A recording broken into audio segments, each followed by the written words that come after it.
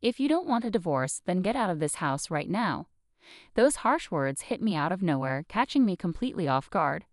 Welder, my husband, seemed so certain I wouldn't actually go through with it, so confident that he dared to threaten me like that. For so long, I had tried to hold it all together, but that moment broke something inside me. It was time to stop pretending and seek help. "My name is Saffron, and I'm 28 years old, working in an office. Welder and I are approaching our 5th wedding anniversary. We've been hoping for a child, but so far, we're still waiting for that blessing. Because of this, my mother-in-law constantly pesters me, asking when she'll finally get grandchildren. Ever since her husband passed away, she's lived comfortably on his inheritance, but the endless questions have me on the verge of a breakdown. Actually, I think I might already be there." Wilder sees me struggling but offers no support. In fact, he's started siding with his mother, blaming me for everything. I used to love him for his kindness, but after we got married, everything changed. Without even asking for my input, he decided we'd live near his childhood home. Now, every time I have a day off, I'm summoned to his parents' house to do all the housework. No breaks. While I'm cleaning and cooking, he and his mother either go out or sit watching TV, laughing. Once I got scolded for making too much noise vacuuming, and they even banned me from using it, telling me to clean with just a broom and rag. To make things worse, my sister-in-law recently moved back in. She had issues with her neighbors and returned to her mother's house with her 4-year-old daughter. Since then, I'm expected to prepare lunch for her daughter every day. When I explained that I couldn't because of work, my mother-in-law snapped at me. "Your sister-in-law is going through a tough time after her divorce." Wilder chimed in, "Don't you want to be helpful to the family?" My sister-in-law even added, "It'll be good practice for when you have kids. You should be grateful." So now I wake up at 4 a.m. to make my niece's lunch, cook breakfast for my in-laws, and rush back to my own place to finish my chores before heading to work. That's the exhausting routine I've been trapped in. And still, Wilder doesn't lift a finger. The only time I can breathe is during work hours. One day, after months of this straining schedule, Wilder casually dropped a bombshell on me. "By the way, Saffron, you should quit your job."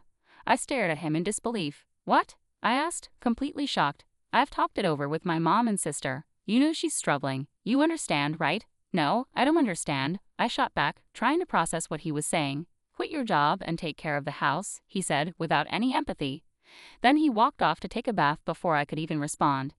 I couldn't believe it. He seriously expected me to give up my job to accommodate his sister's problems. His job isn't even stable, and there are months where I earn more than he does. Did he really think we could live on his salary alone? His mother and sister don't work, yet somehow the housework was my responsibility. Overwhelmed, I grabbed my keys and left. I drove to the only place I could think of, my childhood home. It's far from the apartment we live in now, and since my parents moved overseas, the house has been empty. I hadn't told them about any of this. They're the worrying type, and I didn't want to burden them. But whenever things felt too much, I found comfort here. The house is filled with memories that make me feel safe. Lost in thought, my phone rang. It was Welder. "Hey, I just got out of the bath and noticed you're gone. Are you at your parents' place again?" "Yes. So what?" I replied coldly. "Could you stop running away to your parents' house every time something goes wrong?" "We're not kids," he said, sounding frustrated. Wilder always loved my parents' home, but his words didn't move me at all. "I'll be staying here for a while," I said firmly. "And no, I'm not going to your parents' house either." I told him no. "Come back home now," he demanded. Reluctantly, I gave in to his insistence and returned to our house. Not long after that, I made the heartbreaking decision to quit my job in the fashion industry, a job I truly loved. My coworkers, unaware of the real reason, assumed I was pregnant. They couldn't have been more wrong. Now my days were consumed with running the entire household from dawn until dusk. I had no free time. Even when I caught a cold and had a fever, no one cared. I wasn't a wife anymore. I had become nothing more than a servant in my own home. Then something unexpected happened. My sister-in-law announced she was getting remarried. Not only that, but her fiancé was an executive at a major company with a very comfortable living. I was shocked. My sister-in-law wasn't exactly the most pleasant person, and she wasn't known for her looks either. But I knew that different people find different qualities charming. The whole family celebrated, excited about her marrying into wealth. One day, she proudly showed me a photo of her fiancé, and as I stared at it, a strange feeling crept over me. I'd seen this man before. Before I could figure it out, my husband dropped another bombshell. "Saffron, your parents' house is going to become my sister's family home now." I was stunned. "Wait a minute, that house was left to me by my parents." "It's not for you to decide," I snapped, unable to believe what I was hearing.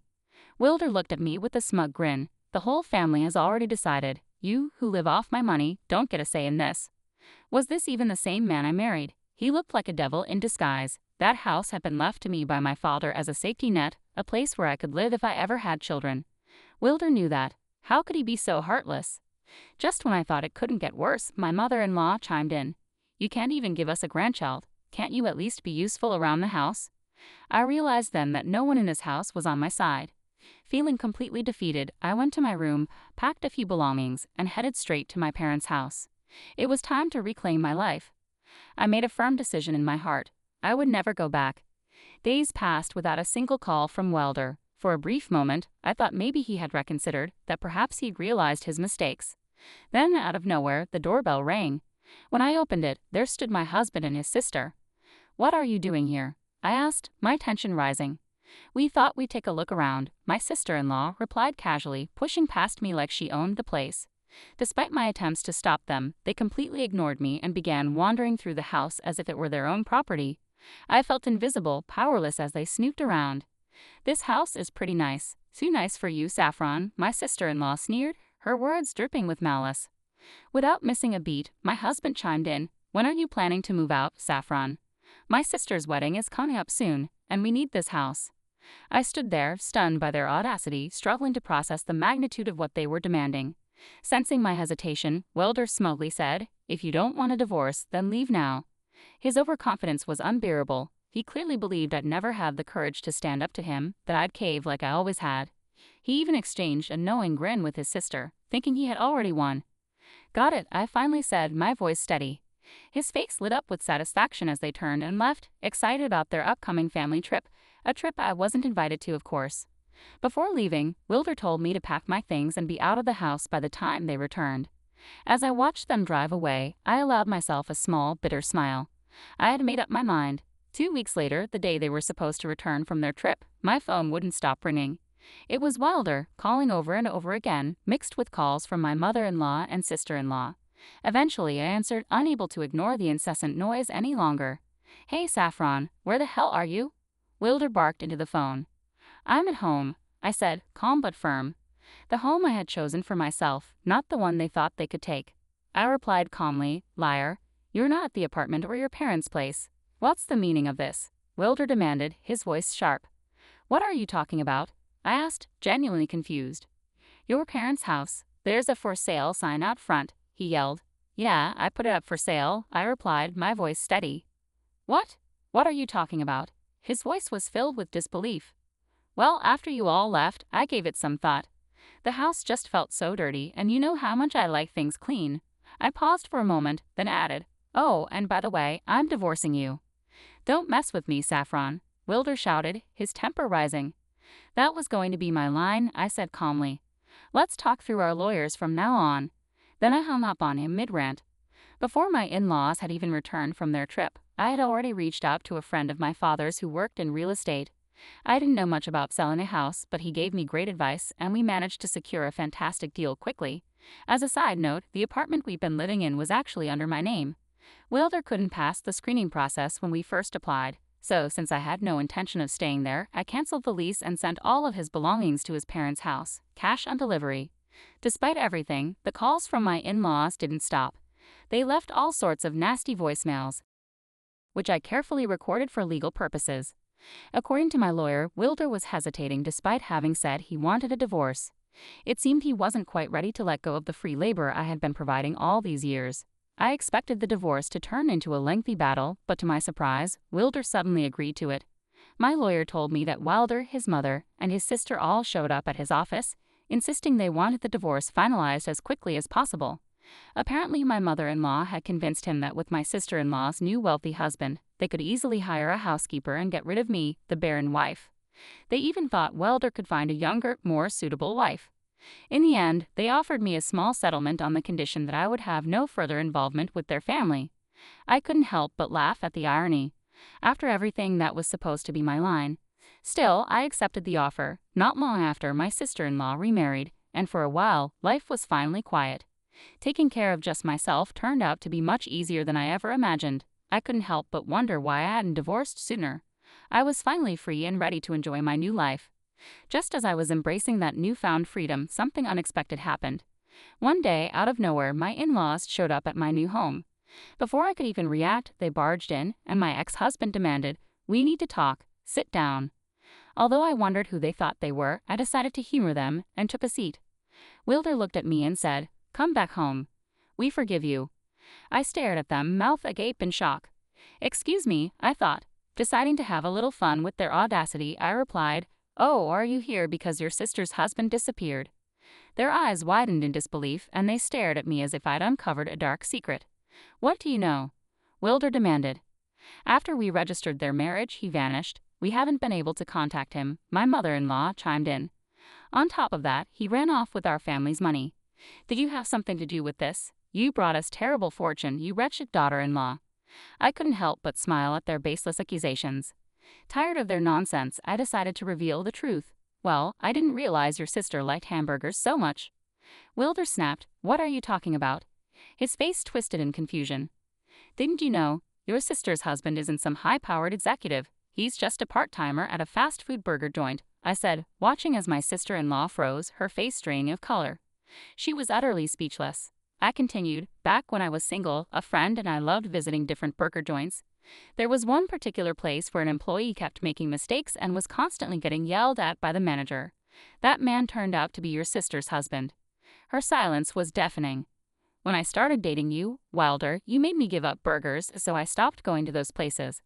But when your sister showed me a picture of her fiancé, well, imagine my surprise," I finished, leaning back with a smirk. The room was thick with shock, and I reveled in their stunned silence. I recognized him immediately, but I stayed quiet at the time, thinking it wasn't my place to interfere.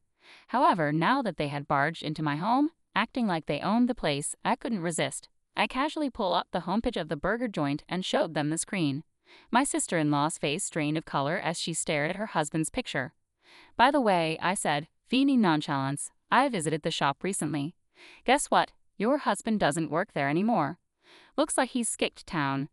Her face went even paler. That's marriage fraud," she finally exclaimed, clearly realizing the situation. "Seems so," I replied calmly with a hint of sarcasm in my voice. "Sorry for your loss." My mother-in-law, who had been quietly seething until that moment, suddenly exploded. "You knew about this and didn't tell us? After everything we've done for you. Even though you couldn't give us children, we still took care of you?" Her accusations were ridiculous, and I wasn't fazed. But it was time to reveal a truth I had kept hidden for far too long. "First of all," I said, locking eyes with her, "I'm not the reason we couldn't have kids. Maybe you should ask your son about that." Her face twisted in shock, and she whipped around to face Wilder, who guiltily stared at the floor. "Back when we realized we couldn't conceive, you insisted we get tested. The results were clear, there was nothing wrong with me." Wilder, however, had a very low sperm count. The doctor explained that he was the reason we couldn't have children. But when you asked about the test results, Wilder lied and told you it was my fault. And when I tried to defend myself, all I got was, "You need to support your husband." My mother-in-law's face fell as she processed the truth, and Wilder remained silent, shame written all over him. "I admit I was wrong," Wilder muttered, trying desperately to regain control. "But once the house is sold, we'll get a good amount of money, right? We can all live happily together again, as a family." "Yes," my mother-in-law chimed in, her tone softening. "We've been through a lot, but let's just get along from now on." That's when it hit me. They weren't here because they cared about reconciliation. They were only here because they wanted my money. I looked at them, disgusted, realizing just how selfish they were. I looked at them and said firmly, "No way. I'm not getting back together with you, and I don't consider any of you family anymore." Wilder snapped back, irritation flashing in his eyes. "Getting a little too big for your boots, aren't you? Even if you sold the house, you barely have any savings. How do you plan to survive?" He smirked, thinking he had the upper hand as if he knew all about my financial situation. He must have peeked at my bank account during our marriage. The three of them grinned at me, trying to intimidate me, but they were in for a surprise. "Sure, my savings aren't much," I replied, watching their smug faces, "but I've invested in stocks. Enough to live comfortably without working for the next few years." Their jaws dropped in disbelief as they stared at me. "Actually," I continued, "my father had a keen interest in stocks and investments. He was great at predicting the market, and I inherited those skills from him. I've built up quite a bit of wealth over the years. In fact, the money that helped my parents move overseas, that was all from my investments." I could see the realization dawning on their faces. They had no claim over me or my assets. The looks of shock were priceless. "You can leave now," I said, standing my ground. "Oh, and by the way, according to our divorce agreement, if any of you approach me without reason, you'll have to pay a penalty. So are you going to pay up, or should I call the police for trespassing?" The mention of the police sent them into a panic, and they hurriedly left. Once they were gone, I immediately called my lawyer and explained what had happened. He advised me to contact him if they ever tried to approach me again. As expected, once Wilder realized I had financial stability, he bombarded me with messages begging to reconcile. He even sent me old photos from our relationship along with cringeworthy messages like, "I'm here thinking about our past." I considered blocking him but decided to keep everything as evidence just in case.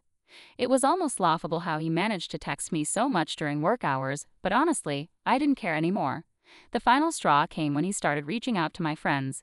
That's when I sent him a final message. "If this continues, I'll go to the police." I attached a photo of our divorce agreement along with the address of the nearest police station. After that, the messages stopped, and I never heard from Wilder again.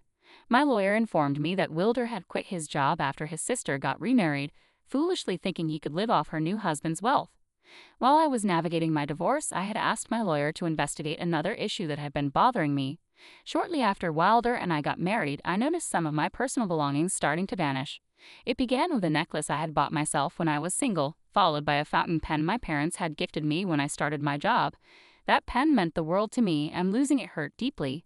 More items disappeared, bags, rings, but the loss of the pen stung the most. When I approached Wilder about it, hoping for some empathy, he snapped, "Stop worrying about losing things." His reaction raised red flags, and I became suspicious. I secretly installed a surveillance camera in our home, and what I captured confirmed my worst fears. The footage showed Wilder and my mother-in-law rummaging through my closet, grinning as they did so. But it didn't stop there. Once my sister-in-law moved back in, the video revealed all three of them, Wilder, my mother-in-law, and my sister-in-law, snooping through my belongings. They had started selling my cherished items for extra cash, likely after seeing my bank balance. Their behavior escalated as they sensed my silence, continuing right up until the divorce. By that time, I had gathered ample evidence of their betrayal and theft. They probably thought I wouldn't take action, but they were mistaken. I filed for damages and compensation for emotional distress directly tied to their actions. They must have panicked at the prospect, but it was their own doing. As for what happened to them after the truth came out, the consequences were poetic. My sister-in-law's ex-husband, having learned of their actions, took custody of their daughter. I was relieved because my sister-in-law had never seemed to genuinely care for her child. Recently, I saw the ex-husband and their daughter happily holding hands while shopping. Her radiant smile was something I had never seen when she lived with my in-laws. It felt like a weight had been lifted, knowing she was now in better hands. As for my in-laws, their plans for an easy life fell apart quickly. They tried applying for welfare, but since they were perfectly healthy and capable of working, their requests were denied. Wilder's pride kept him from finding a proper job, and when he finally swallowed it and begged to be rehired at his old workplace, they turned him away. In fact, they had hoped he would quit and had no intention of taking him back.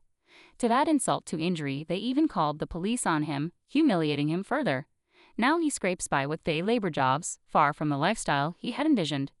My mother-in-law and sister-in-law, both required to pay me compensation, had to find part-time jobs at a local supermarket.